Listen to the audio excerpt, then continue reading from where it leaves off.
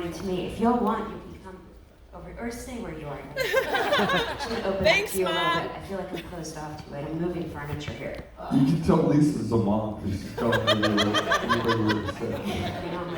You know, it's funny, we were talking, first of all, I'm so excited to be here with Art Alexakis of Everclear, the founder, songwriter, and behind the music.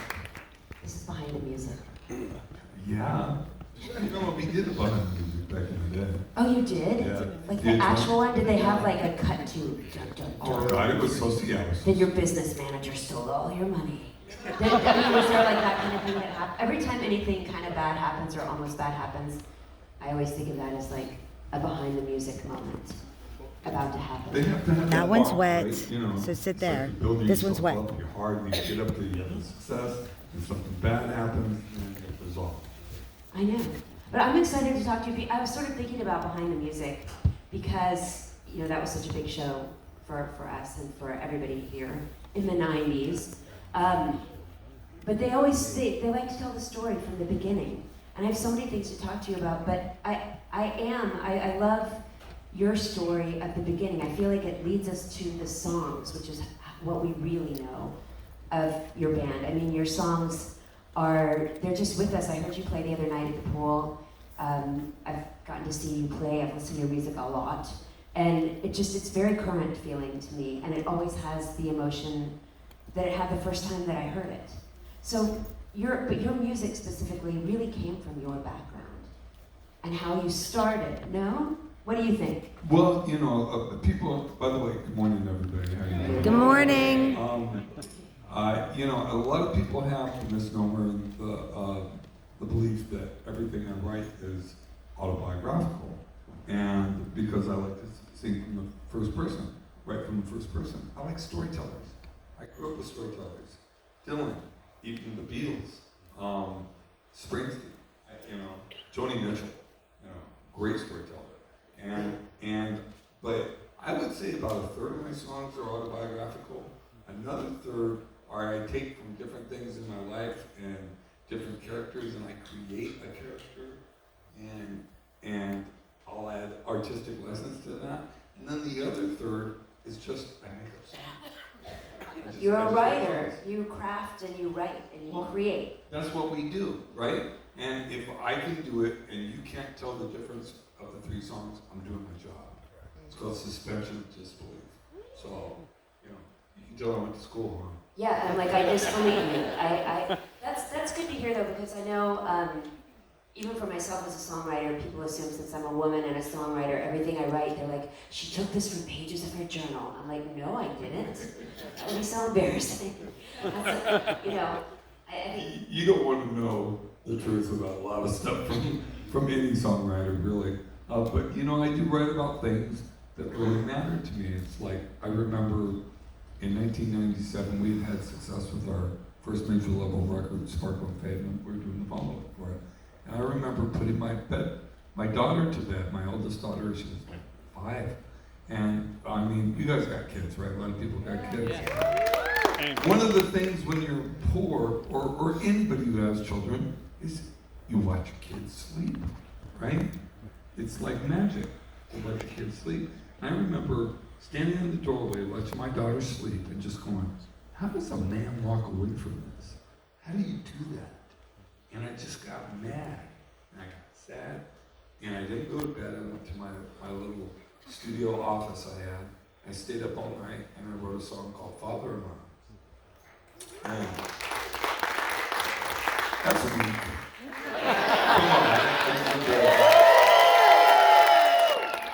Come on. I'm just joking. But, you know, I didn't know what I had, really, until about 3 weeks later. I was in Los Angeles at Capitol, my label, the round building. yes, that's where my husband works. That's right. Yeah, Capitol Recording. And we, you know, and I had a thing that when we signed, we weren't like other bands. I don't do demos. I don't ask permission. I give you a record, you put it out. Not to digress, but was Capitol Records I remember going into Capitol Records when I was looking at labels, and Gary Gersh, I'm naming names. Gersh. Sorry. He had the best refrigerator. He had like all the cool drinks in it that I'd never even heard of. all lined up. But he also bragged to me that it was his idea for a certain rock musician from the 90s, that guy's hairdo was his idea. And I was like, I don't know about that. There was a term back then that once you met with Gary Gersh, you got Gershed. You know, seriously. I mean, we went, so I met Perry. Do you know Perry Woods-Wessel? Yes. Okay. I love Perry. Yeah. We came in, he didn't talk about music, he talked about kids, we talked about life, and then he talked about how he loved my voice, and he fell in love with my songs, our demos and early albums. Because you had an album, you had indie albums. I had one indie album. Did you have an EP also? No. Just indie album. Yeah. Which is it's just a real album. Actually, we did have a demo, a EP. It was European.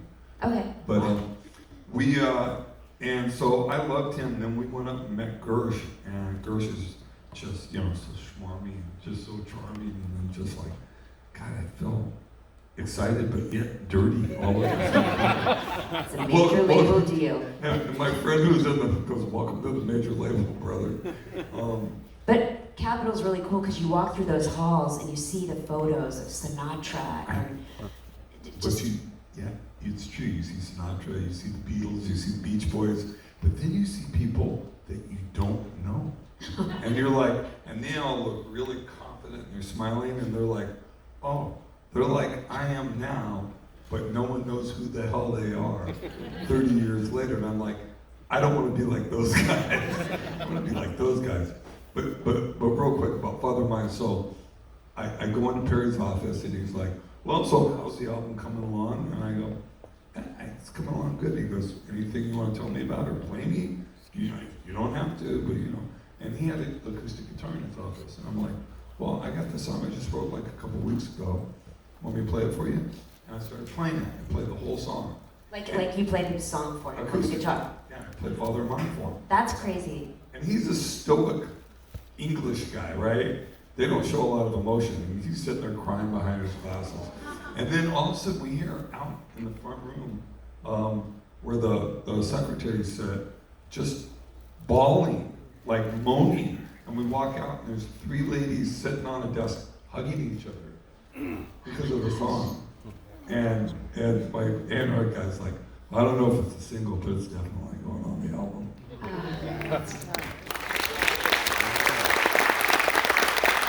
But that's to the point of like, I think I've never been a guy to write about getting laid or getting high. There's plenty of bands that do that. Dungeons and Dragons, crap like that. I wanted to write about, I came up. Do a prog rock Dungeons and Dragons duo record together. First we have to learn how to play. Who's going to be the dungeon? Who's going to be the dragon? Dungeon master. I don't know. We'll find it. That will be the first part of the conversation. We did try to get together and write once, but we just ended up hanging out. Wait, that's the problem. Yeah. But wait, so that's amazing. I love that too because with the music business, sometimes when you get into it, the music business people, it carries you away into this like music business place where really as a musician, it's about the music. It's really, that's really what it feels like. But I love that place where the Venn diagram, where those two things cross and those music business people who are thinking about the business all the time, they have like a true music experience. Like they have that real experience just hearing the song and being in that moment with you. Sometimes. I think some of them do. I think some of them are just like, they kind of fail their way to the top. But yeah, that's why Perry was so important. Because it was about the music for him. It was all about the music. And he was a great partner. And I remember when we did Sparkle and Fade, he came up to Portland to listen to the songs sitting in my basement, right? And we played him all these songs. Then we played him this one song I just written a few days earlier, and he goes, play that song again. And he goes, what's that song called? And I go, I'm calling it Santa Monica. It's, where I grew up. And he goes, but you don't say Santa Monica in the song. And I go, no, I don't. Just like Led Zeppelin, did you ever have, the titles of their songs rarely were in their songs. Norwegian would, this bird has flown. Yeah, exactly. This bird has flown. I know, what does that mean? Sorry, it's a parenthetical on a Beatles song. You know but- the Beatles. So we got into an argument about it, and I'm like, wait till we record it, wait till we mix it, and we mixed it with Brian Malouf in New York. That's where we met. We met with Brian Malouf. Brian Malouf is amazing mix engineer. He mixed my song Stay, I Missed You, and my first album also. But you came to him when he was an A&R guy for RCA. Oh yeah. Oh right, he was an RCA And you came in A&R. with your producer slash boyfriend guy or something. Yeah, he's still my really good friend. He takes all my pictures if you see my album covers. Awesome. Yeah. But I remember you guys came in while Yes. we were mixing Sparkle and Fit. Oh my gosh. See, I forget memories. I'm glad you're telling me this. That's so cool. I was there. I got to go in there. I've been And you were cleaning making sober. that record? I've been cleaning sober for 35 years. I have a really I just don't remember. I can't claim that. Wait, so we're celebrating 30 years. I mean, you've been doing a huge tour of Sparkle and of Fit. Sparkle and Fade. Yeah. And you made the documentary. Well, no, That was 30 years of Everclear. Oh, that was 30 years ago. with Matt Pinfield. With Matt. Yeah. Matt Pinfield, who we wish he was here on the show with us. Matt Pinfield interviewed you. It was a really cool documentary. I don't know if you've seen it yet. You got to see it. It's on YouTube. A very young Dave Grohl is in there. There's shots of different people. Really great. It's a really great documentary about the band. And Matt Pinfield, who's a great journalist. He's one of the great journalists. Matt, who's supposed to be on this tour, and unfortunately suffered a massive stroke. And so if you guys can pray for him, please do. He's a good friend of mine. We've been friends since '93. Yeah. What did you guys get? How did you become friends? We were on tour. Everclear was on tour in a minivan that I still don't know if we paid for at this point. I was paying like $20 a month for a long time. But, because we used someone's credit card, long story. Wait. Tell me a little bit of that story. You're using someone's credit card. It's the thing about like when you are driven, and we were poor. I had a kid at home. I was on welfare just to pay for the hospital to have my eldest daughter born, and we got offered two showcases at South by Southwest. And showcases, South by Southwest, I don't know if you've heard, it's a music festival. Well, it was a music seminar. I don't know what you call it. It's both a seminar And especially in the late 80s, early 90s, it was a big deal to be allowed to play, to be welcome to play, to be asked to play at South by Southwest down in Austin, Texas, which is now really big and commercial. It's still fun, and New Music Seminar or CMJ, College Music, New Music Seminar in New York City. And then you would have people from record companies, actual business people, would come and see the showcases, which were shows you would play. And also regular fans would come. But it was it felt like a big deal. It felt like, it was like getting a professional interview or something. It was a big deal. It was a huge deal for us, and we got offered these showcases, and they're like, can you come out, in 2 weeks? And I'm like, sure. And I didn't have any money. I had like $15 in my bank account. And we figured out a way a friend of a friend, his ex-wife was a fan of the band, and she had a credit card, so we, hey, you want to be our manager? Sit in the back seat. And that was that. Friend of a friend's ex-wife. Yeah. 7 degrees of Kevin Bacon. The point is, like, if you're driven, you're going to figure out a way to do it. And you're not always coloring inside the lines, Sometimes you go outside of it. But I'm just joking. We paid her back in spades. She got 5% out of our, when we signed. So, I was going to ask that. She got 5% when you signed? Yeah. Wow. And so, but we were talking about Matt Pinfield. Is that where you met? Did you meet Matt at South by Southwest? I met Matt after South by Southwest. We were in New Jersey. He was the music director at a alternative radio station. That's when he still had hair. He looked like Don Rickles. He's like, oh man, I love this record. I love your band. I love your songs. What do you mean what you're doing? And also, one thing we had in common was we were covering addicts and alcoholics. And so that's something we've always had in common, and that's something he's had issues with. But for the last 4 or 5 years, he actually turned me on to doing Zoom meetings for 12-step. And he's been doing just amazing, working all the time, great. So this stroke just came out of nowhere, and it's pretty bad. He hasn't been conscious in about a month.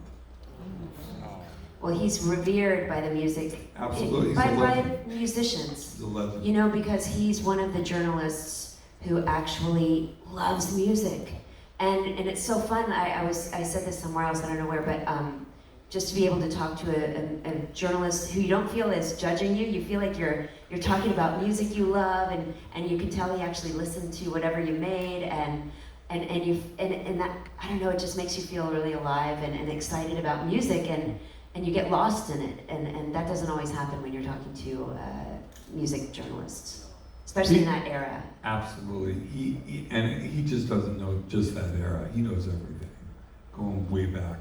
And I'm a trivia guy. I'm really good about music trivia. Me and Mark from Sugar Ray will battle about that. But we both, like, when it comes to Pimpville, we're like, no. Throw it down, man. That guy knows everything.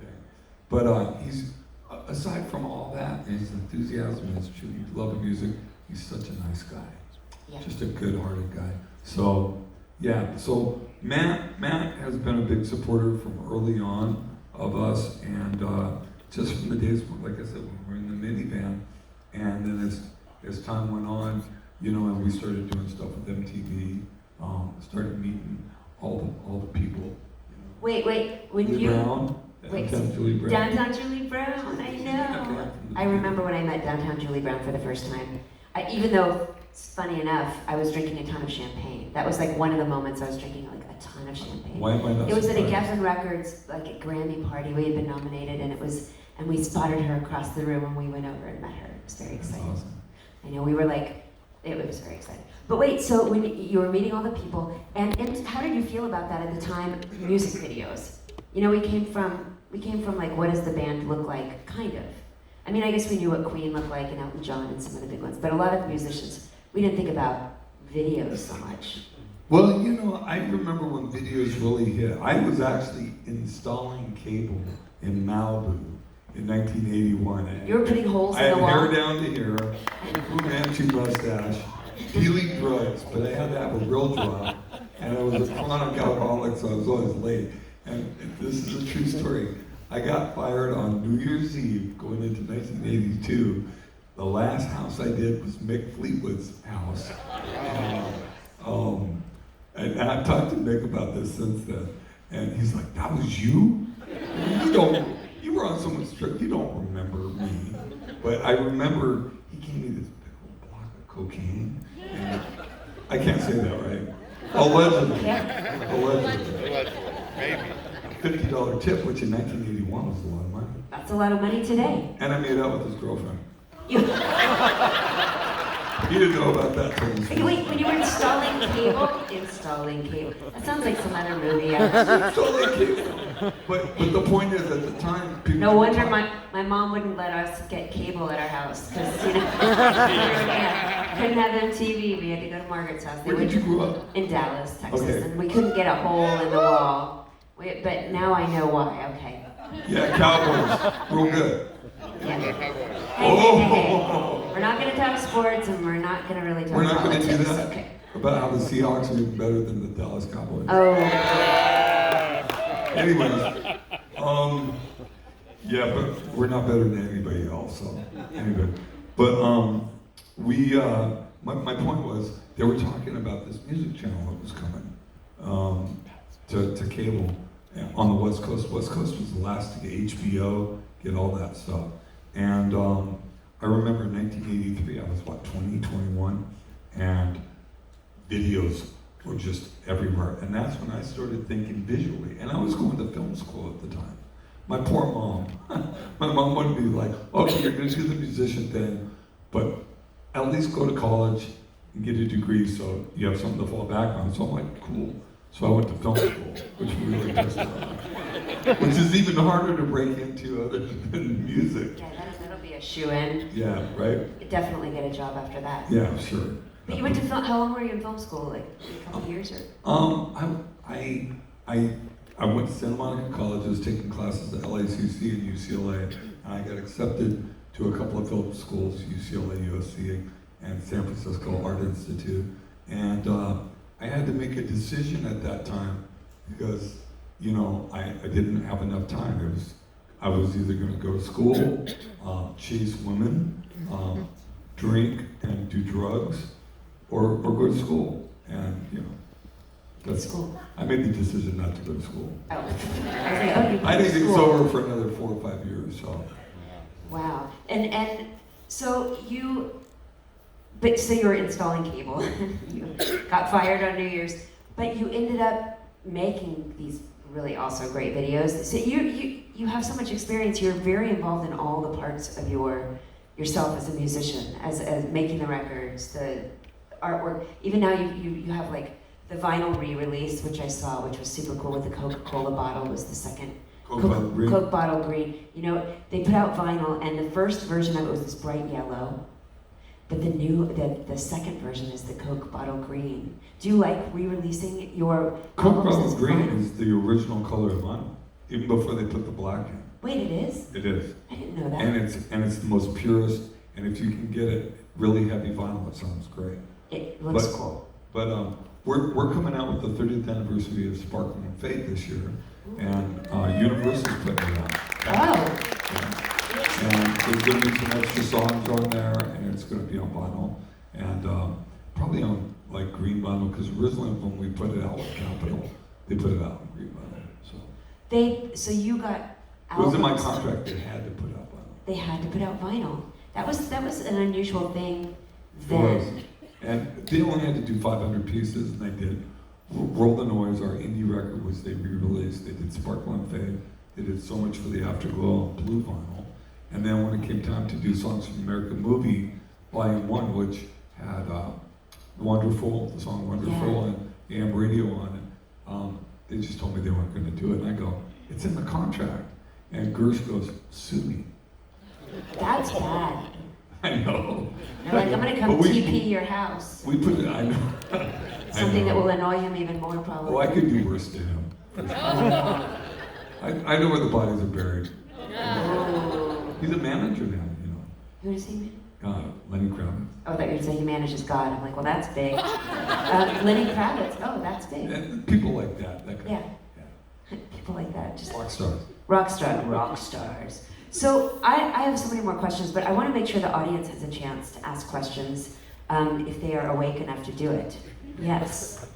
Oh wait, Luke, do you want to borrow my mic? Oh, here's Luke. He's going to come bring you a microphone. The two gentlemen over here at the head. Looking for an extra cushion. I'm so short. I'm sinking into this chair. I'm like I feel like I'm sinking. You look great. Doesn't she look great? You're very sweet. You do not age. You do not age. You Well- look exactly like when I first met you, like 255 years ago. Very sweet. Okay. Hey Art, I just got a quick question. What's your name? My name's John. I'm from Portland, Oregon. And would love to know. I own a cable installation company. If you ever need a side My name gig, Fallback. yeah.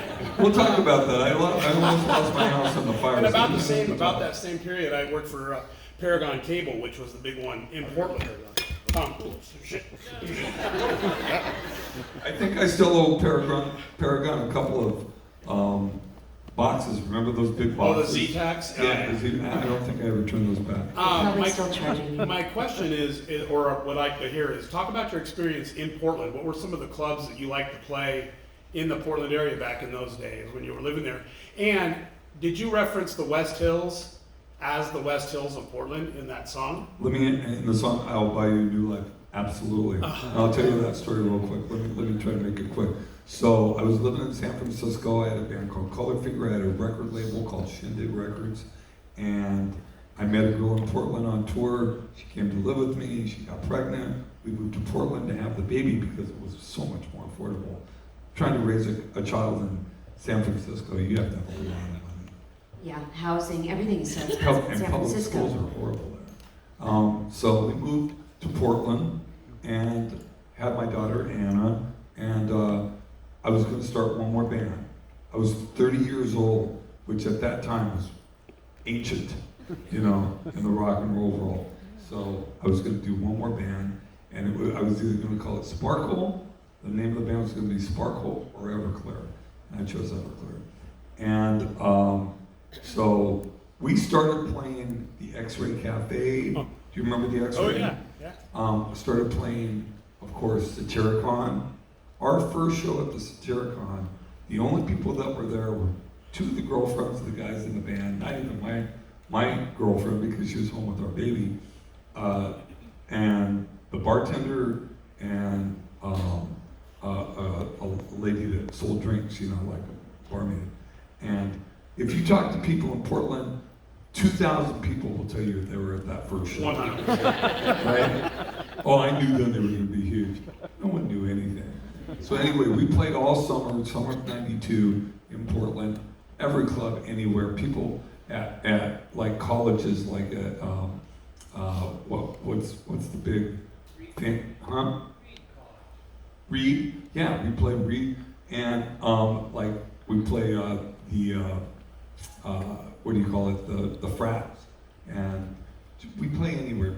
We didn't say no to anybody, and we went through the summer, and I was digging a ditch on a Saturday for my girlfriend's boss, and I saw these guys over the fence going in and out of this basement. I'm like, oh, that's a drug deal. At this time, I had been cleaning sober for four or 5 years, and the guy sees me and walks over to me and goes, "Hey, aren't you in that band Evergreen?" Yeah, Everclear. Yeah. I used to see you down at the tavern, Belmont Tavern, where they used to have bands, right?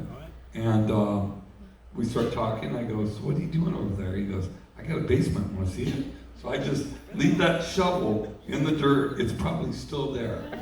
This is 1993. Jump over the fence and go in and look at it. And it's old school. It's got 8 crates. But he had really good mics. He had 414s. He had some good mics. 414, those are like real mics. Those are real mics. I still have an egg crate in my storage. I have a stack of egg crates. Anyone in a band they last forever. has had an egg crates on the wall for the studio. Anyways, so I asked him, I go, "How much is it to record?" He goes, $10 an hour. It's 1/4-inch 8-track, and it was over in Southeast, like off of Division like 40th. Division like 30th. And I asked him if he'd take some money in trade, give me time in trade. So I brought some effects over. He gave me $400. We recorded every song we know, and it became our first album called Hold the Noise. And we put it on TK Records, which was an indie label that's not there anymore, in Portland, Oregon. And then we spent a lot of time, and a lot of songs are written about Portland, going down to Old Town. Even though I was clean and sober, I knew that's where you wanted to go if you wanted to get dope, right? Places like Dante's and downtown and... Dante's didn't exist yet. It didn't? No, Dante's didn't exist. How about Lotus? After we got signed. The Lotus, yeah, we played the Lotus.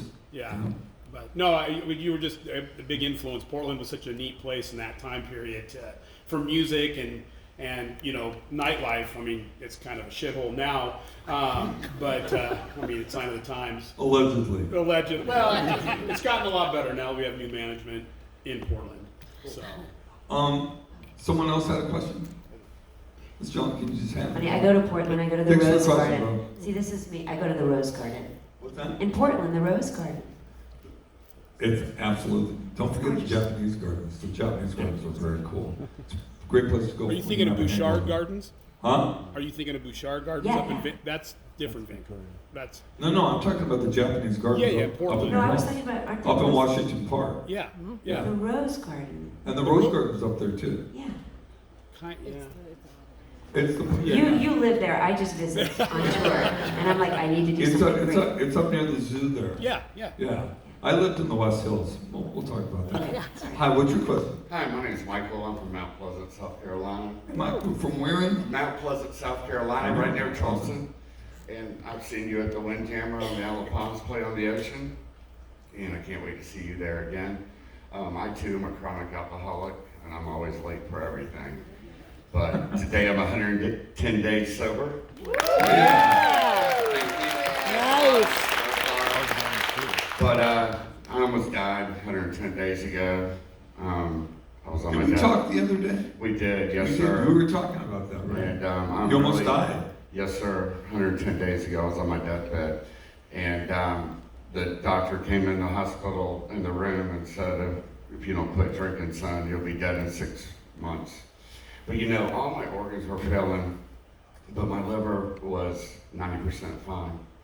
And that's a sign that God loves me and gave me another chance to live a life, a better life.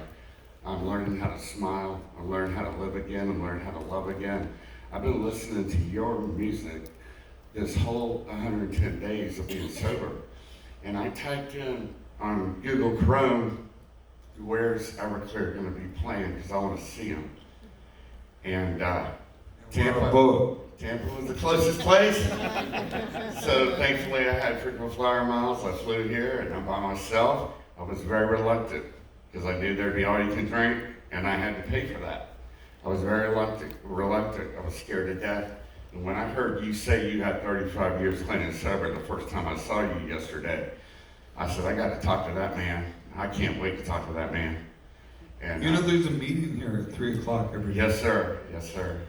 I want to go. And not to change the subject, but Lisa, I can't wait to decorate cupcakes with you today.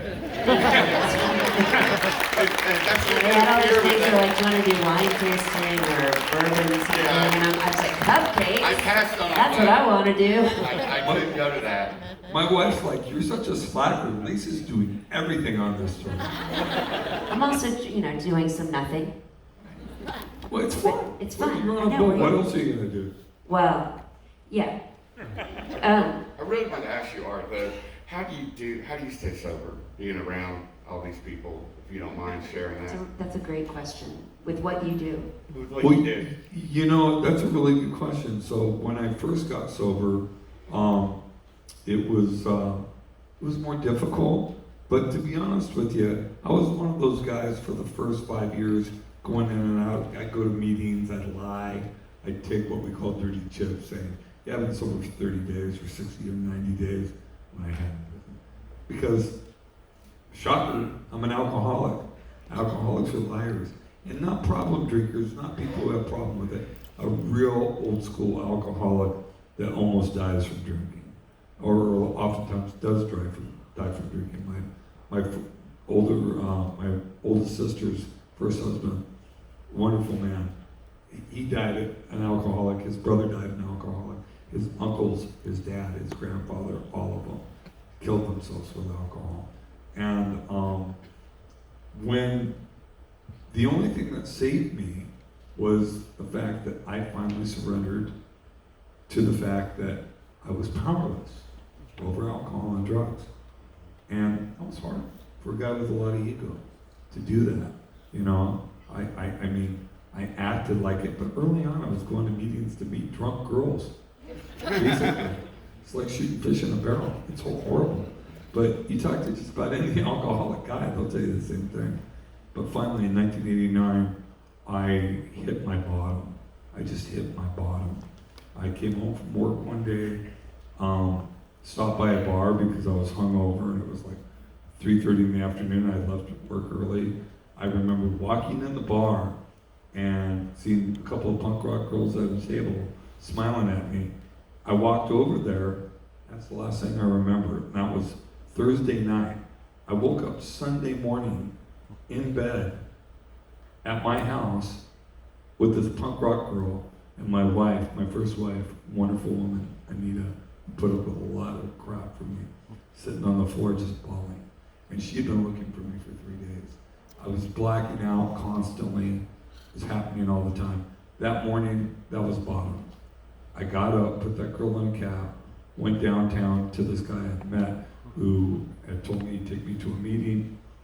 I made him take me to a meeting right then, 11 o'clock in the morning. I went to 4 meetings that night, and in the third one, I had that white light moment of acceptance and surrender, and I never lost sight of it, so that's on stage sober. I made mistakes, I do different things, but I've never stepped over that line in 35 years. That's my story.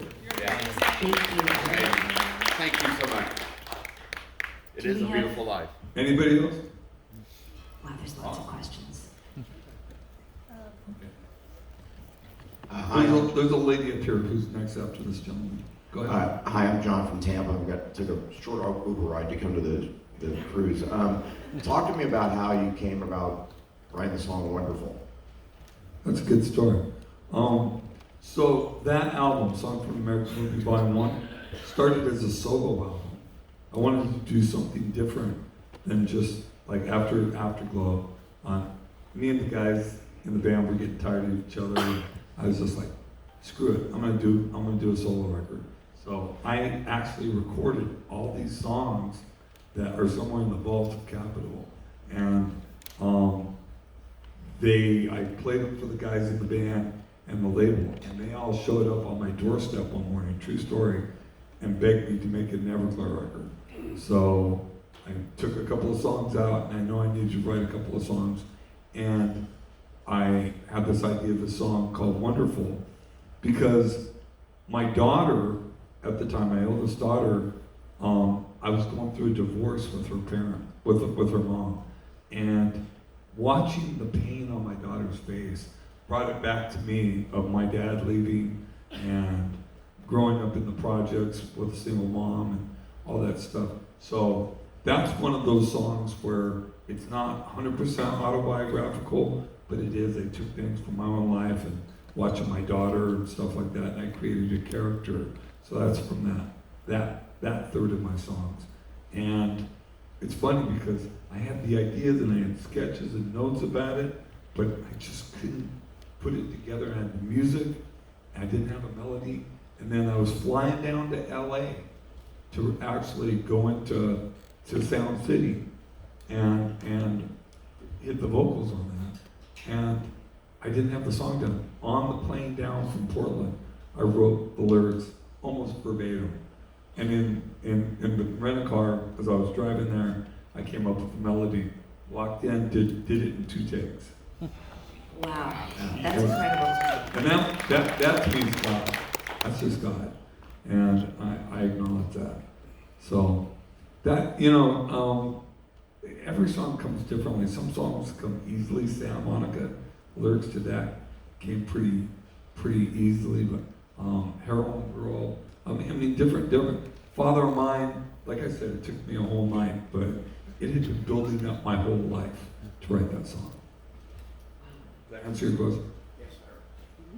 Did you have one? Hey, I'm Christy from Spokane, Washington. Woo! Spokaloo. Kansas, but you get a lot of them. Spokompton. My old bass player, Craig Montoya, is from there. He went to Meade High School. Oh, did he really? Yeah. Oh, that's good. Yeah, I got you at Cheese Prep right now, so. First, I just want to say thank you for coming on the boat and the tour. I was one of those girls that, in the 90s, I was doing the sorority thing and all this stuff, and it was all bubblegum pop, and did not get to appreciate some of that. And these tours and these kind of like 90s things allow me the opportunity to sort of get back into music that I could have been listening to. So I thank you for doing that. Isn't that cool about music? It doesn't matter when it was recorded, right? Yeah. I just started getting into jazz about 10 years ago because it was like too wimpy for me for many, many years. Now I love it, but but it doesn't matter. Rock and roll never forgets, right? It doesn't matter. So, what's your question? Sue, I think, honestly, I'm totally inspired. I think it's beautiful how, you called out your wife and you obviously love her very much. You've got a great relationship. How do you manage She's okay. that? Oh, be careful when you get back. She's the reason I'm still alive. Come on. I was gonna say, how do you manage to balance that with a rock and roll lifestyle? Growing up with a single mom as a kid in the projects, and it was rough for me there. I got beaten and raped when I was 8 years old. My brother died of a drug overdose when I was 12. All these things happen. Things happen to people. It just depends on how you process it and how you either use it. It either becomes a weapon against you, or you use it as a motor, right? And I learned through my sobriety, I learned how to do that. Use all that stuff and write about it, and write about things that mattered to me. Because if they mattered to me, I'm not that much different than anyone else. Hopefully maybe to other people too. So that's where that came from. As far as balancing family life, I've been married 4 times. It's not an accident. Even though I was clean and sober, a lot of times I was what we call in the program dry drunk. I wasn't using drugs or alcohol, but I was using sex. I was using control, relationships, anger, all sorts of stuff that create dopamine as a buzz. And when I met my wife now, and she's considerably younger than me, but we've been together 20 years, and she was like, excuse my language, but she's like, look, I'm not going to put up with any of that shit, just so you know. And I love that about her, and I just knew that, we've been together 20 years. Neither of us have been unfaithful. We've never broken up. We have our issues, just like any couple, but we've learned how to grow together as we grow, right? And I think that's the secret. One thing I'm very grateful for my wife, I don't know if a lot of you know it, but I was diagnosed with multiple sclerosis 8 years ago. I was going to ask you about that, because that's a big part of your life, balance as well. It is. That's another thing I have to balance, and I wouldn't be able to do it without her. When I found out, when I got diagnosed, the doctors told me, and I went out to my car to drive home, and I FaceTimed her. This is in 2016, and we both started bawling, because we didn't know what it was. It was scary. I didn't know what the hell multiple sclerosis. I'd heard the words, but I knew it was bad, but I thought it killed you. It doesn't kill you. You're going to die. I'm going to die with it, but not necessarily from it. And by the time I got home, 40 minutes later, I walk into the house. My wife's got her computer, my computer, my daughter's iPad, her mom who would stay with us computer. It looks like she was trying to hack into Fort Knox. Right? And she's like, baby, we got this. We can do this. And she had protocols, and we learned about medication before I actually went to a neurologist. So a lot of it was education. But the reason I can balance this is because I've got a partner who's she's in it. All the way in.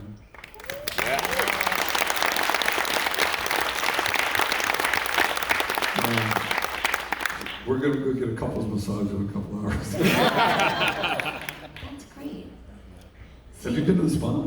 I have been there, but I go there to get my hair blown out. Because I'm from Dallas, and Me we too. do that. I got my hair blown too. Your hair looks so cute. I didn't get it done today. This is more the beach look. Because I went to the beach yesterday with Lit. I heard that. We had fun. We had fun. You and Julie Brown, right? And Julie Brown, downtown Julie Brown, and a bunch of our friends. And we waded out into that soft water, soft sand. It was like clay. It was beautiful. And we just talked. We came up with the name of when I do my own cruise ship. Actually, Kevin from Lit, I think Kevin came up with it. He said, my boat, when I do my own boat, I know you created a summer tour. You created a tour way before all these other tours. It did, and it ran for about 10 years, called Summerland. And you brought all these bands together, like you were saying, and then you get to see all these other bands. It's just great, because you see all these bands you know, and you're excited, and then bands you didn't know, and then you're excited about them. But so we came up, the name for my tour is going to be the Loeb Boat. The Loeb Boat? That's really good. I didn't come up with that. I wish I came up with that. I want to be on the Loeb Boat. That would be so much fun. Absolutely. Absolutely. And then you can make cupcakes with me. Can I get it? Can you send me a cupcake? Yeah. Because I'm eating badly. I'm not supposed to eat sugar because of the MS, but I cheat. Do you know what you can do? This is a secret. I should be telling you this backstage. It's not like a crazy thing. I realized like the second night in at the restaurant where we go, you can order a side of steamed broccoli and sauteed spinach and Why would you do that? I love vegetables. I'm on the boat, man. Come on, dude. Let's see, I had steak Balance, for lunch. balance. Can I get the steak? Yeah, and then like steamed broccoli. I'm like pizza, veggie burger, French fries, steamed broccoli. Are you vegetarian? No, I was for many years, but a pescatarian. But I'm not now. But I love vegetables. Well, that's the thing. I had a salad last night. It was actually really good. It was really fresh. Okay, well, it's a Which secret. on a boat, you don't expect that, right? You can order things off the menu, like steamed broccoli. Oh, you're We have fancy. I know, I'm really fancy. We had some more questions here. There's one way in the back over there. The gentleman, raise your hand. He's raising his hand. I see him. Let's give a hand for this gentleman who's moving the mic around. Luke? Thank you, Luke. Hey, Art. I actually met Michael a couple nights ago. After the show, his phone was dead and he wanted a picture with you, so I said, I'll take one for you and I'll send it to you, and we've hung out the past couple of nights.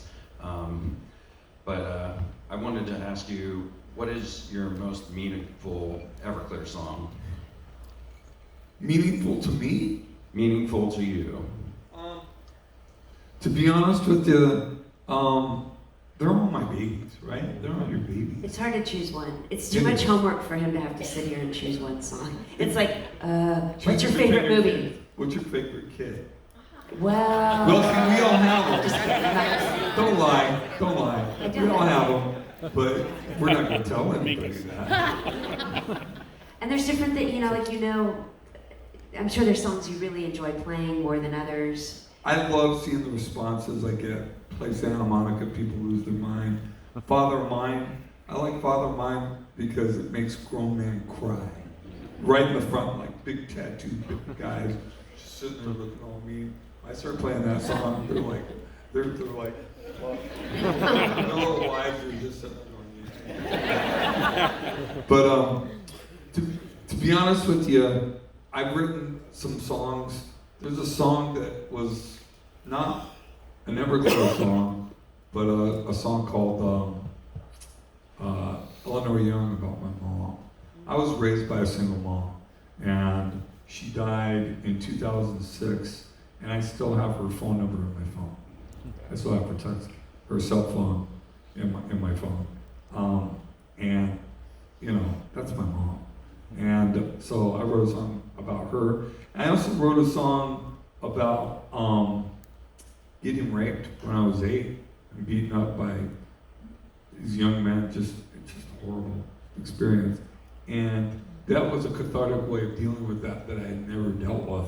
And I kind of have PTSD, understandably so. Imagine someone doing that to your 8-year-old child.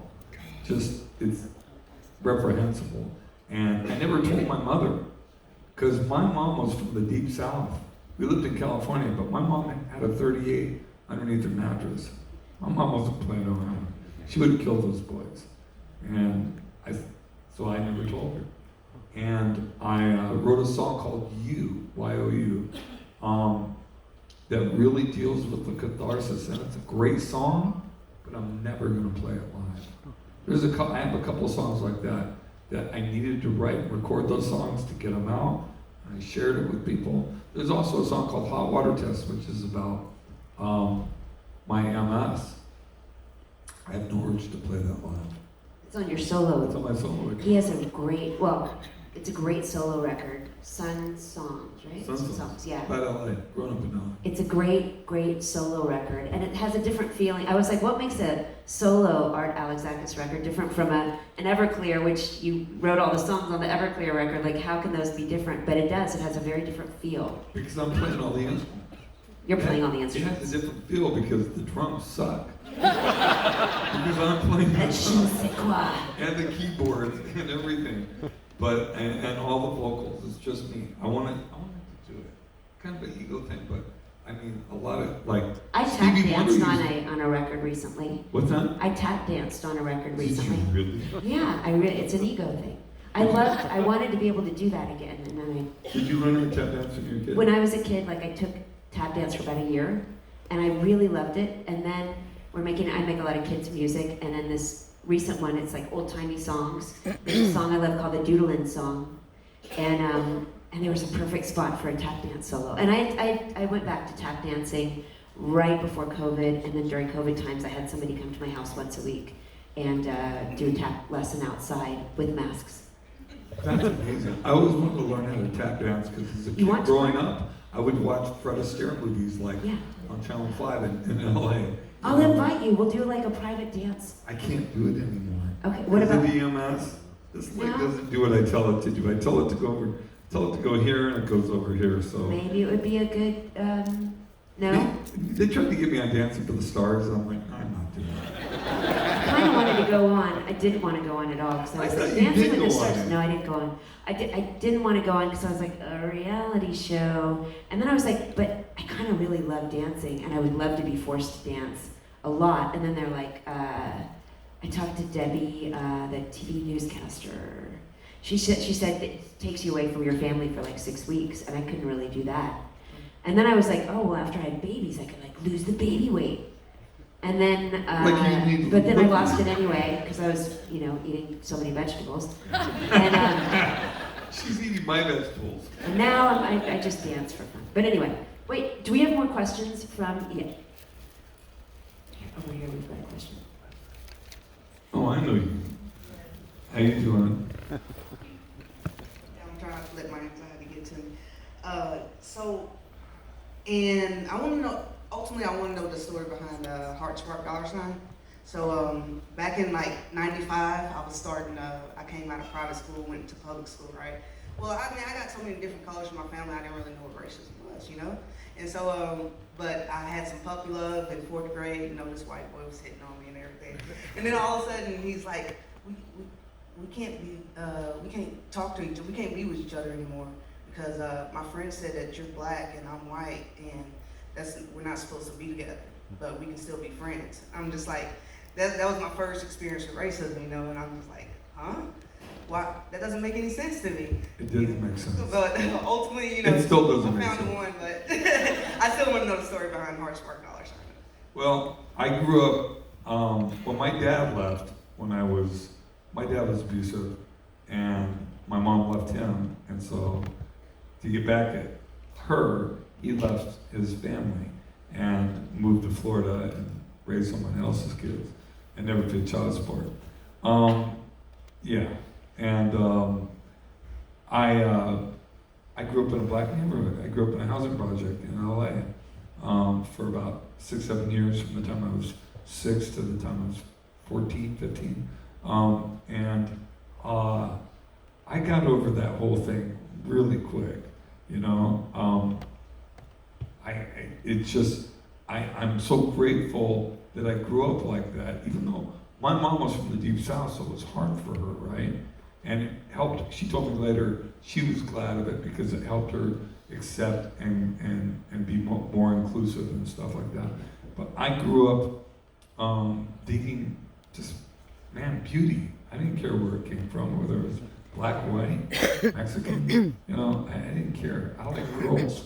And I still do, but now it's just one girl. And she, I was dating in my early 20s, drinking a lot. I met this beautiful black girl who was actually half black, half white. And I went to go meet her parents, and her dad, who was black, was pretty cool. Her mom, who was white, wanted nothing to do with me. She didn't trust me, she didn't like me. And then I took her to meet my mom, and that didn't go well with the hillbilly. My mom's a hillbilly. I'm half Greek, half hillbilly. And so I didn't write that song for years, and then before Sparkle and Faith, I had written it for Color Finger when I lived in San Francisco, but I never put it out. And then I redid it, and it was our it was our third single off Sparkle and Fade. Yeah, so that's the story behind that. And I see her. She comes to shows and brings her kids to shows, and she lives in Rhode Island, I think. So she's cool. You know what? I don't know if we have time for any more questions. That was such a great question. This like went by in just a heartbeat. Thank you guys for coming out. And thank you for coming the other night because you played really late. We did. It was really fun. We didn't go on until like 11:10. We were supposed to go on at 10:45. I love that 11:10 is so late, but it It's is late. late. I don't know about you guys, but me and my wife are usually in bed by like 9 o'clock. That's why I like living in Los Angeles and playing on the East Coast. You're playing so late at 9, but it's like playing at 6. I'm so not rock and roll. It's mostly. And I was talking about that earlier. Someone asked a question. When I was a kid, and when I was 4 years old, I saw the Beatles the last time they were on Ed Sullivan, 1966. I snuck out of my room, and my parents were watching it. You know, they were sitting there on their, divan, on their mid-century modern furniture, having cocktails, watching Ed Sullivan. And I was hiding behind the couch. And when the Beatles came on, I lost my mind. I just ran up there in my Bozo t-shirt, my underwear, and just started dancing. And I never wanted to do anything else but play in a rock and roll band. But as I grew up, I never really wanted to be a rock star. I didn't want that. I wanted to make enough money that I could have a house, white picket fence, wife, kids, the things I didn't have, right? That's what I aspired to. And since I was living in basically poverty, government housing, having a middle-class lifestyle, that was like 4 levels up. I couldn't even comprehend the whole rock star thing, which in the 70s was crazy, And so that's where a lot of, I think, my songs and my values come from, and that's one way I balance my life. That's what's important to me. Family, sobriety. Thank you so much for sharing that. It means so much. Thank you guys. Thank you guys for coming today. I hope to see you everywhere on the show Everywhere in the today. world. Thank you so much, y'all. Thank you.